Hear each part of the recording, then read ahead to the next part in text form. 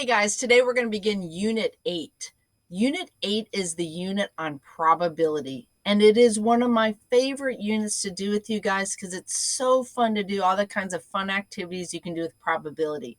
Probability is the game of chance. In fact, right now in America, for like the past 20 years, probability has become a big deal because of the fact here in Texas that we have the lottery. Lottery is all about probability and people trying to beat chance. People that are trying to take something that is not likely or less likely to happen to them and hope that it does happen to them. Because if they do, they're going to be millionaires. So I went ahead because you guys can kind of relate to the lottery. Maybe your family plays, maybe they don't. I don't personally play with it. I feel like I'd be just throwing my money away. But a lot of people love the idea because they feel like somebody's going to win. Why can't that somebody be me? But I'm going to show you the odds of winning some of these games. I'm going to highlight this really quick.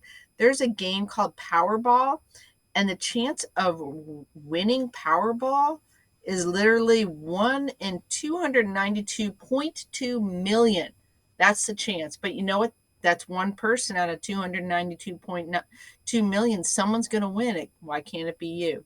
How about the chances of you winning what's called Mega Millions?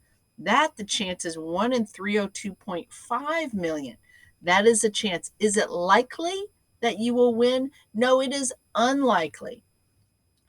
But people play it because it's not impossible. Unlikely is not the same as impossible. Impossible means you have no chance of winning.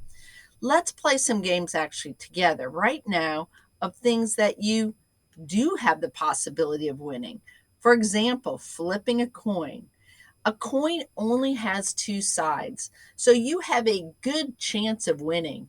You have what's called an even chance of winning because there's only two sides. You're either going to get heads or you're going to get tails. So let's see if you can get the correct. I want you to pick a side, heads or tails. Okay, are you ready? Because I'm going to flip this coin and we're going to see if you're a winner. You got a 50% chance of winning. Ready? Do you have your thing? Heads or, okay, here we go. Flip. Bam, tails. If you said tails, you are a winner for right now. Now, your chances of being a winner were 50-50, one or the other. Let's try something else. How about if I roll a dice? A dice has six sides with six numbers. The number 1, 2, 3, 4, 5, and 6. Those are the different sides.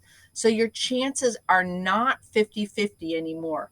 You are unlikely to win because your opportunity to win is only one out of the six sides. So here's what I want you to do. I want you to think of a number between 1 and 6. You got the number in your head? Okay, because I'm going to roll this dice. You can't change it. Ready?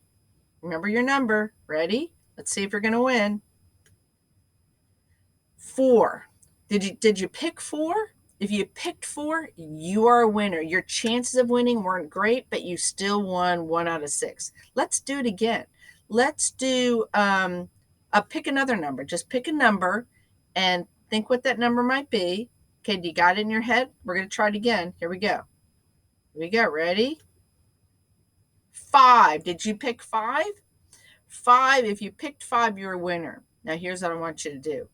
Next time I see you in class, or maybe you're in class right now, if you pick the 4 and the 5, I want you to come tell me about it because I think that's really cool. And I think it's even really, really cool if you pick the heads, the 4, and then the 5. Crazy, because the chances of you picking all 3 of those ahead of time is just pretty slim pickings. In fact, we could do the math on that, but not right now. We're going to get on with our notes. So let's take a peek at our notes. Hope you have yours out and ready to go because we're going to go ahead and fill these out.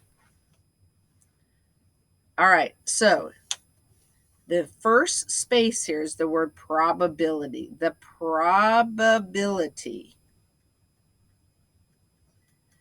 is the likelihood that an event will happen. So remember when we rolled the dice? That was an event. We rolled the dice twice and we flipped a coin once. That's 3 events that we did. Probability is typically written like this. So we'll talk about more of that later. And Probability is measured on the likelihood that an event will happen. So let's look. This is a scale of probability. If when we flipped that coin, I asked you, what is the probability that I will flip the coin and get a car? You would say, why would you say that? There's not a car on there. That's because it would be impossible for me to get a car on there.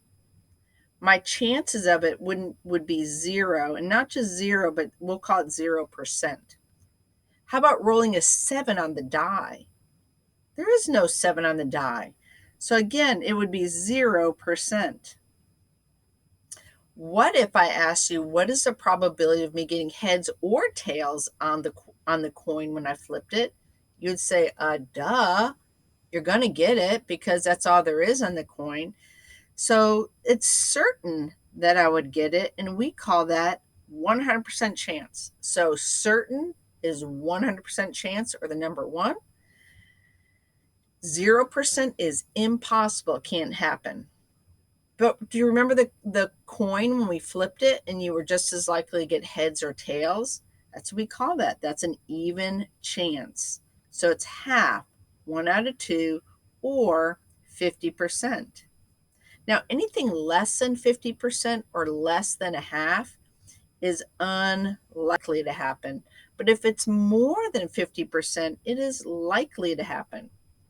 So that's probability in a nutshell. So you can see how winning the Powerball is almost impossible, but it's not impossible. It's just not likely that you will win. So let's go over some other scenarios. Number 1, randomly picking a blue card from a bag containing blue cards. That's all there's in the bag. Well, it's certain that you're going to get a blue card. They're all blue. The percentage on that would be 100% chance of you getting that blue card. Flipping a coin and getting heads. We talked about that just a little while ago. That would be an even chance because there's just as good a chance of you getting heads or tails. It's 1 out of 2 chance of getting heads, and that equates to 50% chance of getting heads. Rolling a dice and getting a 2. Well, we talked about that a little while ago. It's less likely. It's definitely not impossible because your chances are 1 out of 6 that you will get a 2. So it's less than 50%. How about randomly picking a black card from a bag of red cards? It is impossible to do. Unless you're some magician or something like that, 0% chance that that's going to happen. Flipping a coin and getting a number less than 5. Well, coins don't have a number less than 5. A dice does. So again, this would be impossible. You're looking for a heads or tails if you have a coin. So again, it's 0% chance. Now I've typed up main, decimal to percent to fraction or whatever, however order you want to say it. I'm going to tell you, this is something we did the first week of school, and it's a skill you should have, and it's going to take some remembering how to do, but just to let you know that that's something that you're going to have to know for probability. The other thing you're going to have to remember for probability is how to multiply fractions, which is super easy. Just multiply the numerators, put a number down there, multiply the denominators, put a number down there, and then there's simplifying fractions. Sometimes you can simplify the fractions before you multiply. Sometimes you'll have to wait after, and sometimes you can do it both. So let's go ahead and try it. We're going to do 3 different situations. So I have for number 1, the probability of 3/4. Let's just say 3 out of 4 is the chances of me catching the bus in the morning when I go to school. Every 4 times the bus comes to my house, I catch it 3 times, I miss it once. Oops. And 5 out of 10, we can say that represents the times I get to eat my breakfast. So every 10 mornings, I eat my breakfast 5 times. So what's the chance of me catching the bus and eating breakfast in the morning? So I'm going to multiply these two fractions together. 3 times 5 is 15. 4 times 10 is 40. I'm going to now simplify this fraction because they both are divisible by 5, and I get 3 over 8. The probability is 3 over 8, which is unlikely. It's unlikely because it is less than half. How do I know that? Well, look at the denominator. The denominator is 8. So if the numerator is 4, 4 over 8 is exactly half. So anything less than 4 is less than half. Let's look at the next one. The next one, I'm going to go ahead and simplify these fractions first because they look like pretty easy fractions. Because when I look at 3 over 6, I see half. And when I look at 4 over 8, I also see half. All right, so I went ahead and simplified it ahead of time. 1 times 1 is 1.